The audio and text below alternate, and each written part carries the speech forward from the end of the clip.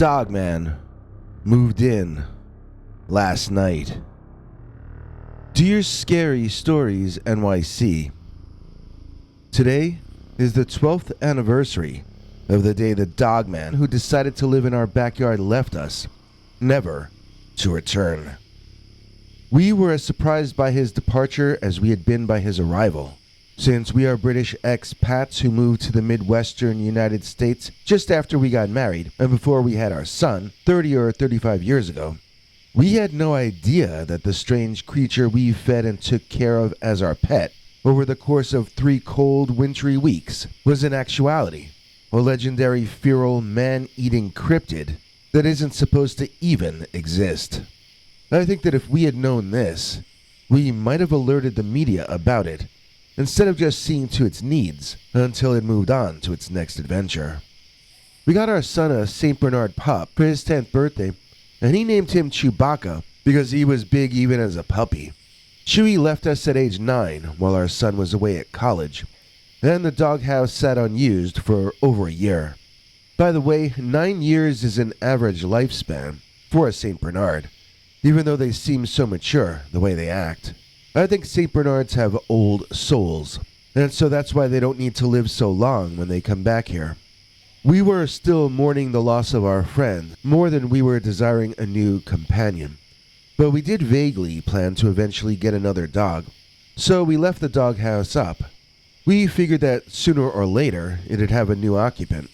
As it turned out, the vacancy got filled sooner than we expected, and we never got to interview the next tenant. So it was a morning in mid-January of that year when my wife came into my office to tell me that there was a giant dog living in Chewie's house. That made me laugh, but I noticed that my wife wasn't laughing with me. She seemed very worried and wouldn't even make eye contact with me, preferring to stare towards the backyard as though Dracula or Godzilla were waiting out there. I gave her the "don't worry, honey, your big brave husband will handle everything" routine. Then I strutted confidently to the back, where I got one look at Goliath in Chewbacca's doghouse, and I let out a scream higher pitched than any my wife had ever let out. Suddenly I was the worried one, and she was the one calming me down. I was like, "What are we gonna do? What are we gonna do?" And she was like, "I don't know. See if he likes Alpo?" It was as though all her fear swept into me, and when she saw how silly I looked, she just stopped being afraid. At any rate, I wasn't going to let my wife bring him dog food, while I thought he might be dangerous, you know? So I brought the food out about 3/4 of the way toward him. Then I looked, and I saw this haughty expression on the creature's face as he waited to be served. That made me doubt that this was the right way to go about things. This might only be telling him that he was the alpha, and that we were his servants. It might have been a better idea to try to shoo him off in some way. That moment's hesitation on my part showed the dogman that I was of 2 minds, that I was unsure of myself. He began growling, lightly. Not loud enough for my wife to hear back in the kitchen, but loud enough for me to hear from where I was. He bared his teeth a little bit more to me as well, and I quickly put the bowl of food down and skittered back inside. Everything I had done was the wrong thing to do. Now the dogman would be certain that he was the alpha, and it was all my fault. If there had been any chance the creature would move on soon, it all evaporated when we started feeding him. We gave him 2 cans a day at first, but that didn't satisfy him, and he would bring home parts of, well, let's just say if he didn't get enough dog food, he would bring home a mess. A winter storm blew in 6 or 7 days after the dogman arrived, and my wife remains convinced to this day that he knew it was going to be coming. She thinks that's why he claimed the doghouse, to weather out the storm. First come, first served. He might have even been watching Chewie getting fed out back for years, and when Chewie wasn't there anymore, this dogman decided he'd check into that vacant hotel room to last out the storm. Now, I don't know if any of that theory is true, but he did come a week before and leave a week after that snowstorm, and I suppose that would seem to support my wife's theory. Neither of us knew about the DOGMAN in those days. We were just seeing this as a big dog, possibly a wild dog of some type, but we didn't know it might have been some kind of monster like Bigfoot. I did see it walking around through the snow out back one time, on its hind legs. I thought at the time I was dreaming, as it was in the middle of the night, when I'd gotten up to use the restroom. As I was returning to our room, I did a double take, as outside the window, I thought I saw a giant walking through the storm. In my peripheral vision, it looked like an abominable snowman creature from an old horror movie from the 50s or something. So I stopped what I was doing, and I looked out into the night, trying to see it more clearly. Eventually, it walked through the brush into the yard, and I could see that it was Goliath, standing up like a giant man and walking. He was carrying something in his paws, and to this day I'm glad that I couldn't see out clearly enough to know what that was that he had there. I had told my wife over breakfast what I had seen, and she laughed me off. I told her again and again until she could tell that I wasn't joking, and that this had me concerned. She finally told me that she believed me, to shut me up, but I know she had no real choice but to believe. It's not like I was gonna lie to her. I thought she should know how scared I was about this. I'm not sure why, but that thing was so unearthly, walking around like that. It was beyond intimidating. Here I was trudging out in the snow now 4 times a day, with a bowl of Alpo, just to keep him from eating the neighbor's pets. Or the neighbors. And it felt more and more like I was living on the planet of the dogs. So when the snow hit the first night, it didn't seem so bad. I did a little shoveling before bedtime, then we went to sleep. When we woke up in the morning, the snow was covering our windows and doors entirely. We couldn't see out at all, and I wasn't sure we were properly ventilated either. I felt pretty panicked, as I used fireplace implements to attack the snow outside the front door and start to dig our way out before we suffocated. I worked for almost an hour at the flash-frozen icy snow, and I was starting to feel faint. My wife seemed fine, so I told myself it was psychosomatic, and I kept on digging. Suddenly, we thought we heard a sound from the back door, like someone had knocked on it, or banged into it, or something. Now, that would have been impossible. The back door was also covered in snow, like the front door. My wife was like, "I'll see who's at the back door," as though this were a normal thing to have happen. I heard her scream, and when I got back to the kitchen, I found my wife lying on her back on the kitchen floor, being licked all over her face by Goliath, the dog. He had bullied all that snow out of his way and dug a tunnel through to our kitchen door to give us a pathway to the backyard where his food bowl rested. What a kind beastie. Anyway, after he kinda saved our life, we felt a little closer to Goliath, and the 4-can-a-day dog food expenditure seemed less ridiculous. We even thought about inviting someone over to meet him when he split one overnight while we were sleeping. At first I figured he was out hunting or something, and I said to the missus that maybe we should mix up the flavors of Alpo to keep him more interested. But I don't think it was the dog food. I think my wife is right, and he left because the weather had warmed up a bit. I'm not sure I agree with her that he was psychic and could predict the snowstorm, but I do agree that he left afterward because the snow had started to recede. We went from being horrified to being terrified, to feeling bad for the creature, to feeling bad for ourselves, to feeling bullied, to feeling grateful, to feeling sadness and a sense of loss, when it started to sink in that big Goliath wasn't going to come back. The next autumn, we started looking out for him, but we didn't see him around. When the snows come each winter, we leave out a big bowl of Alpo at the edge of the yard. It does usually get eaten, but it's probably by raccoons or cats. Now that we know that must have been the Michigan Dogman so many years ago, we wish we had taken photos or video of it.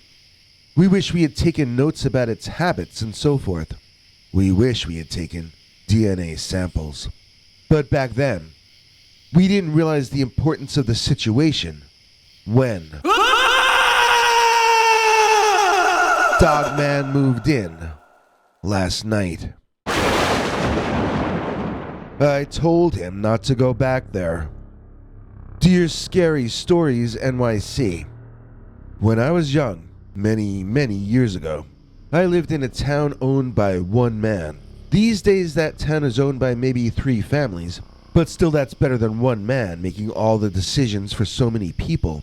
The way our petty tyrant's career ended was in a bit of a mystery.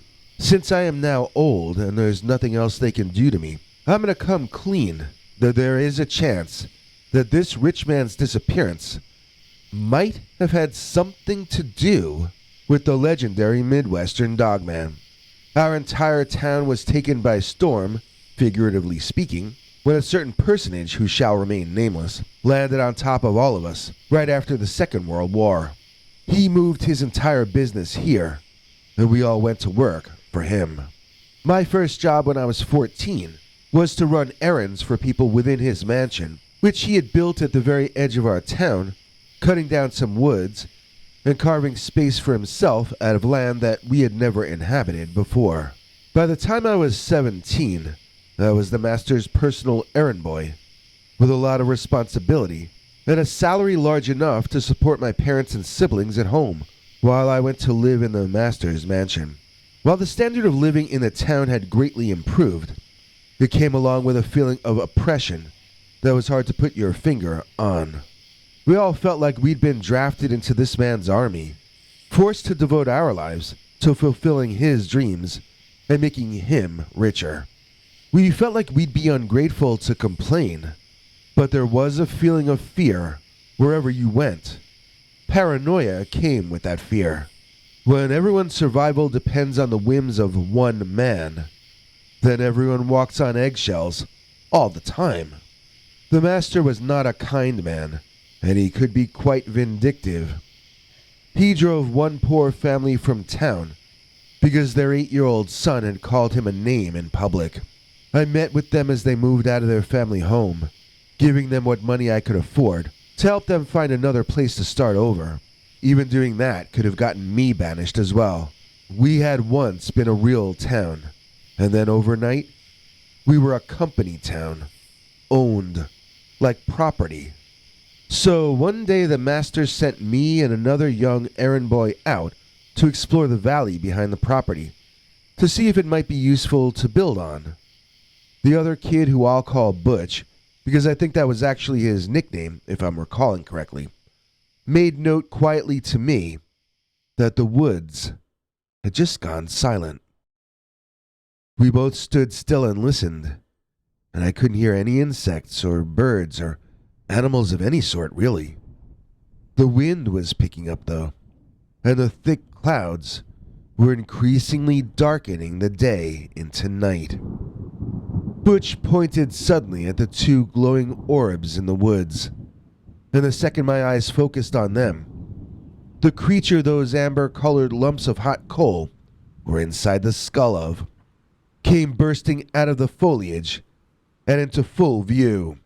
That was when I saw a giant creature, but sometimes when I tell people what this creature looked like, they burst out laughing. It's okay if you do that too, as long as once you're done laughing, you try to imagine how you'd feel if you were suddenly confronted by a real, living, 14-foot tall, chubby teddy bear with bright glowing eyes. Because that's what this dogman looked like. It was not lean and mean. It was well fed and even plump. I know what you're thinking, that I just saw a bear that was upright. But this was a pointed-eared upright canine with paws that folded into fists like human hands do. It did not have bear claws.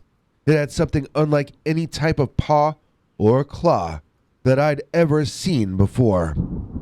I had one guy tell me once that I just saw a 14-foot tall mutant bear with pointed ears and an opposable thumb. That's all. I mean, if you're going to go all that way out on that limb, doesn't it just become easier to say, I saw a dogman? What if someday science finally succeeds in getting Dogman DNA, and we find out that it was, all along, a kind of mutant bear, one that looked like an upright wolf and walked better than most bears can when upright? I mean, I'm going to use the term Dogman until we have a Latin name for the species, since it's a term that should always work colloquially at least. As the thunderstorm began raining down on us, we turned and ran back uphill toward the estate. Butch picked up some pebbles or gravel and flung it toward the face of the beast, causing it to slow to almost a stop. After that, we continued to run and climb back uphill as quickly as we could manage, while the dogman hung back, just out of gravel throwing range, taking his time, watching us get exhausted, and grinning his unearthly, evil grin. That was another thing that made him look like a huge, sick teddy bear. That weird smile that seemed to always be on his face. I don't suppose it was actually a smile. I think his face was just sort of shaped like that. On the other hand, maybe he was grinning about our fear. That's certainly what it felt like at the time. When we broke through the last bit of woods and into the lawn behind the elegant home, my legs felt like they weighed a ton each. I kept going anyway, because I knew what was behind me. If I'm going to be torn apart by a monster, I'd rather it wasn't one that looked cute and made people go, "Aww." The monster never advanced past the edge of the tree line in the back, but now he knew where I worked and lived. Butch and I gave our report to the master, but each time we started talking about the Dogman, we were told to skip that part and just describe the land itself. So then we would describe all we had seen and try to bring the master back to the most important part, which was that there was a 14-foot tall monster that chased us back there. By the third time we had brought the master back around to that subject, he lost his temper and blew up at us. Then he grabbed a camera, an old school 20th century camera, and he set off for the woods to see for himself what we incompetent youths had been unable to see, namely whether the land was worth developing or not, and if so, worth developing in what way. We watched him march off into the woods entirely alone, completely unescorted. Then we shrugged and went back to our chores and jobs.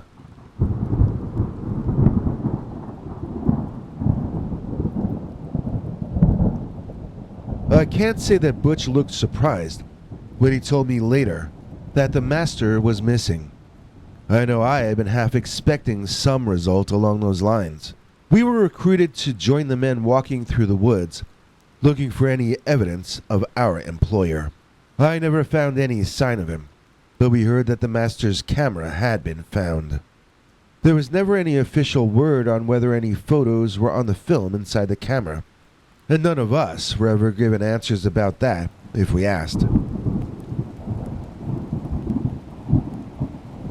Of course, there were rumors that the film contained a photo of a giant feral dogman, so well fed that you could almost compare his wide face and big belly to that of a giant teddy bear.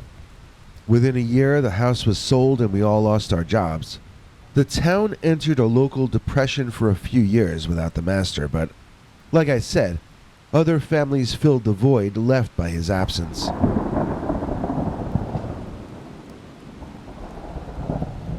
There was a time where Butch and I faced a lot of dislike and anger in and around town for having sort of caused the carton of eggs to spill and crack open. I just let them say what they want. It didn't bother me. I feel no guilt at all about what happened to the master. After all, I told him not to go back there.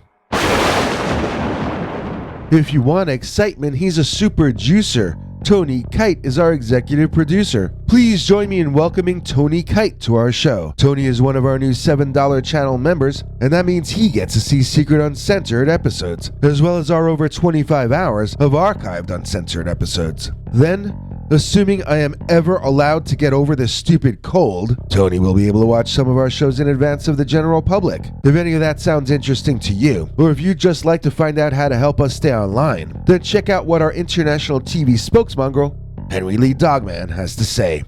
Hank? Thanks, Biggie. And thanks to all of you for watching this far. If you liked it, please click like. If you'd like to see more of our work, please subscribe. And also click that bell icon if you'd like to be notified when we put out a new episode. To become an executive producer, you can donate to us through the thanks button under each of our videos or through our paypal.me/PeterBernard209 page.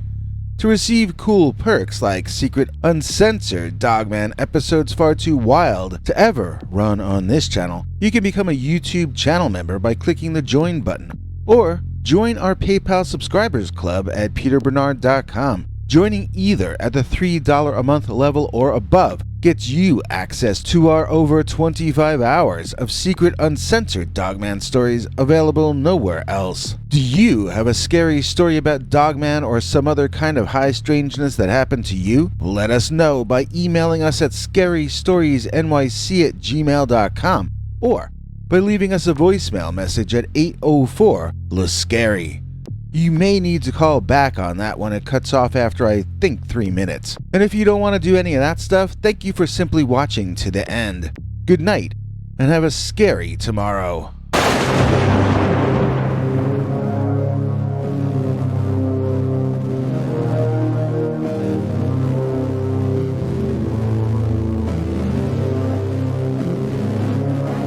Come back for more scary stories.